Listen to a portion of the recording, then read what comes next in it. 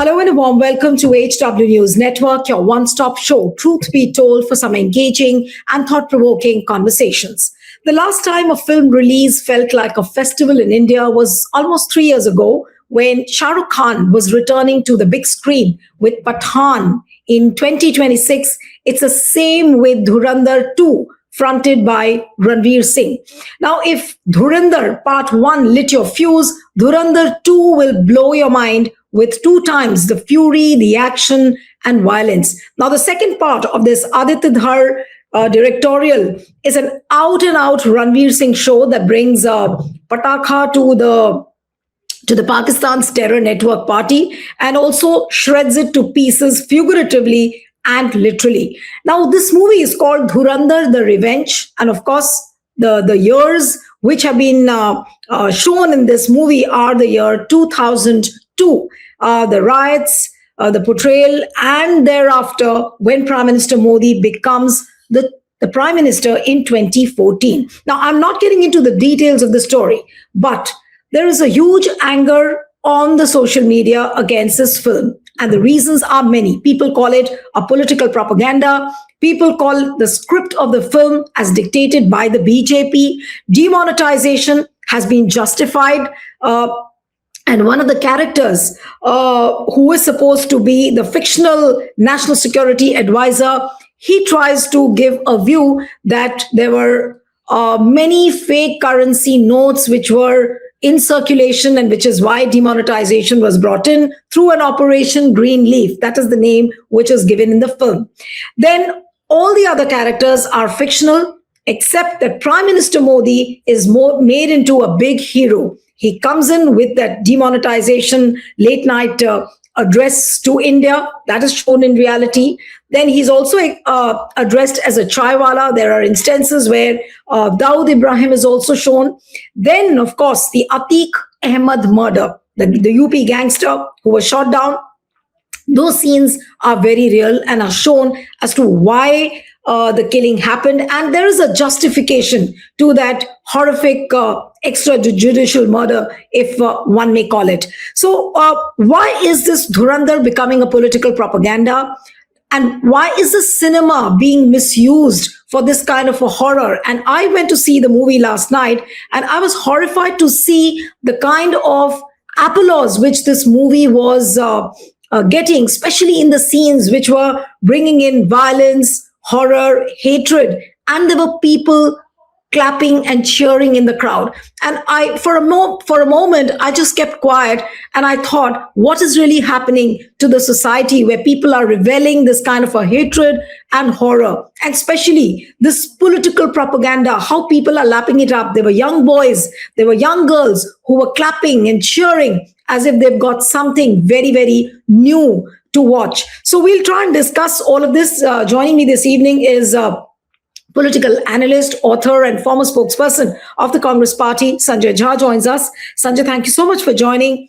And believe me, I was watching Dhurandhar Part 2 last evening. It was a 4 hours torture, if I may say, except for the characterization of Ranveer Singh, who of course looked majestic. He looked very good. His acting was superb. But apart from that, if you look at the script, it is nothing but a BJP propaganda. In fact, many people on the social media are saying that it seems that Aditya Dhar, who's a filmmaker, has got his script exactly from the BJP.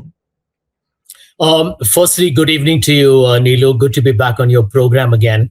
The simple answer: all fascist regimes all over the world, they use every available platform for political propaganda. In India, cinema is obviously a very powerful and a popular tool. It's a very well-known medium. And in a country largely starved of entertainment, now you have OTTs, of course, cinema remains one outlet where people can go and spend a weekend, with the family and celebrate a good film. Now, I haven't seen either the first or the second version, but I have gone by largely the conversation around these films. And if this movie, according to you, has celebrated Narendra Modi and demonetization, then it has to be a very blatant film that is not even pretending to be what I would call as an entertainment vehicle, but largely a tool for PR. So if that's the case, then I think it's It's really a farce. No, but Sanjay, what was disturbing was that demonetization, an irrational economic step which was taken by Modi government. The movie is trying to justify that. That look, this is why we got in demonetization. Now, I was just looking at the young boys and girls who were sitting in the theater and watching that film, and they lapped it up as something which was very novel, as if there was something which they have not followed it earlier, but this is the script which is given out to them on the platter. Now, what is the impression which these young minds will get when they watch a film like this? They will obviously believe that demonetization was the right step. Demonetization was brought in by the Modi government just because the counterfeit currency notes were in circulation. This is what exactly the film has shown. Well, let me tell you, for those who probably are not aware, but demonetization, in my opinion, was the most absurd, preposterous, atrocious policy ever announced by any government since India's independence. Neelu, you and I probably debated it at some point. India's GDP went down by roughly 2% in 1 year. If you calculate the value, it's around 250,000 crores. That's the loss that the ordinary Indian paid.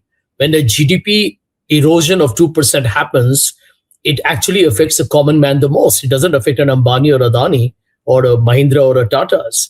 So here is the truth, right? It destroyed the Indian economy. And actually, if you look at the numbers, Neelu, demonetization, besides over 140 people dying, and it increased joblessness, slowed down the economy. Our GDP never recovered. Actually, Narendra Modi's GDP never recovered from the demonetization blow. What is this film celebrating that for? By the way, if you remember the agenda, they said militancy will come to an end, terrorism will come to an end, counterfeit currencies will vanish, will be obliterated. India will actually see the end of black money. Black money is right now at its peak. We saw it in electoral bonds. We are seeing it in the way elections are financed, right? Terrorism happens, right? Pulwama happened, Pahalgam happened. I mean, there is militancy all over the place. It hasn't gone away.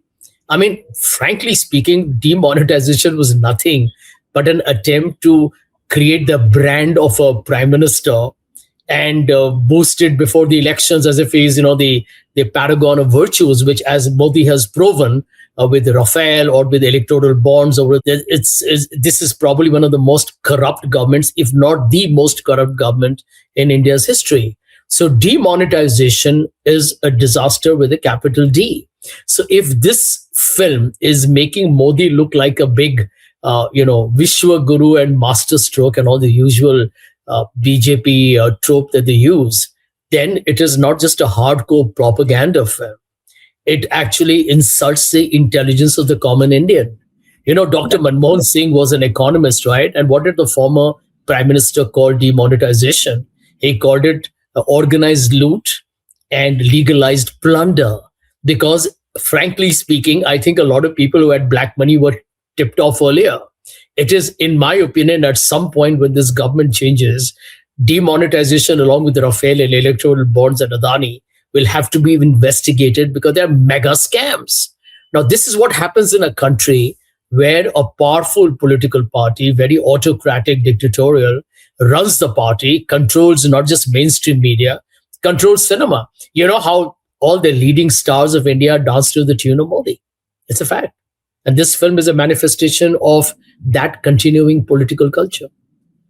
I was also, I was very carefully listening to the dialogues and the kind of script which was given, and the kind of vituperative language, the abusive language which has been used. And after every 3 minutes, you get to hear an abuse, from the characters, whether it is the main character, whether it is the smaller characters, they're all indulging in a vituperative language.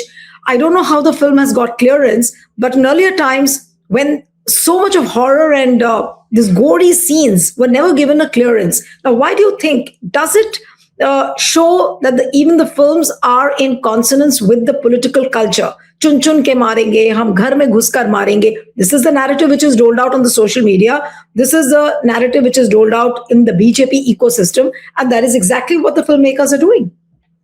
Well, let me tell you, I think anyone who's discerning will tell you this, Neelu, that, bash Pakistan has been India's formidable arch enemy for a long time. We have had wars with Pakistan, and Pakistan is guilty of cross border terrorism. Nobody is debating that. But the BJP uses Pakistan to basically find out, Pakistan is more like, a surreptitious, it's basically used as a conduit to actually make the Indian Muslim become the target of all the hate and the very calibrated communication that the BJP does. Tell me, why is it that everyone from the opposition is told go to Pakistan? Why? Why Pakistan? Why not some other country? Why not to Saudi Arabia? Why not to Russia? Why not to China? Right? They say go to Pakistan because Pakistan is an enemy, and the whole attempt to try and make India's Muslims appear to be on the side of the Pakistan establishment. That's the whole effort, right? I mean, Rahul Gandhi, the Congress, the entire opposition is constantly told that you are pro-Pakistan. I hear it from the spokesperson of the BJP all the time. So remember, that is the crux of the matter. That when a BJP friendly director or producer makes a film bashing Pakistan, Pakistan becomes largely, ostensibly, the route to actually make the Indian Muslim look suspect in the eyes of the Hindutva constituency. That's a real game plan, really. And think about it, that why and who. I mean, if you look at the BJP, the Kandahar hijack happened during the time of Vajpayee as prime minister. L.K. Advani had no clue, apparently, that the Kandahar hijack had happened. He had no idea, right? Then you go back to the attack on parliament. It happened when Mr. Vajpayee was the prime minister. Talk of national security. Then Kargil happens, and the Indian intelligence again had a massive failure. In fact, if the shepherds had not discovered it, we would have been probably late even in the Kargil war. Mr. Vajpayee was actually doing that bus ride to Lahore. Some significant fault lines. And again, if you look at this government, look at the number of terror attacks that have happened in India. Modi, what has he done, right? He's weaponized every activity of the military for a political windfall. So Uri became a film, right? Surgical strike became a very popular term. But surgical strikes were happening even during the time of Dr. Manmohan Singh. The difference was that previous governments were not trying to make political capital out of it. Mr. Modi, if you notice, there are certain holidays, he wears his military uniform, he wears his dark glares and tries to look like one of those commandos. The whole attempt is to try and give nationalism a spin with mixing military into it. It's all a fascist playbook in action. So I can tell you that where this film is concerned, I made a list of films, actually. I don't know whether you got my tweet on that. And let me tell your viewers, look at these films, and I'll read out very quickly, right? It'll just take me 20 seconds. Kashmir Files, Kerala Story 2, number 4, Article 370, number 5, Sabarmati Report, number 6, Jahangir National University, number 7, Godhra, number 8, Main Atal Hoon, number 9, Uri, number 10, Narendra Modi, a movie on Narendra Modi. Which democracy have you seen this kind of jazz happening? Number 11, Vaccine War, number 12, Tashkent Files, number 13, Dhurandhar, number 14, Dhurandhar 2, number 15, Hamare Bara, number 15, Vinayak Savarkar, number 16, Bastar, number 17, Indira Gandhi, number 18, Accidental Prime Minister, number 19, Bengal Files, number 20, Razakar. And this is not going to stop. So let me tell you, India is scored as the misinformation and disinformation capital of the world. Why? Because we have now become masters at fake news. Now these young kids clapping in the theater, they are reading a different history because history books are being obliterated. So, I only feel sad because the young don't have jobs. The rupee as it is at the moment against the dollar at 93.5 when I last read it. There are cylinders are not available, or at least they're in very short supply. India's foreign policy is a disaster. We breathe the worst air in the world. I mean, industry is sluggish. MSMEs are collapsing if they are barely surviving.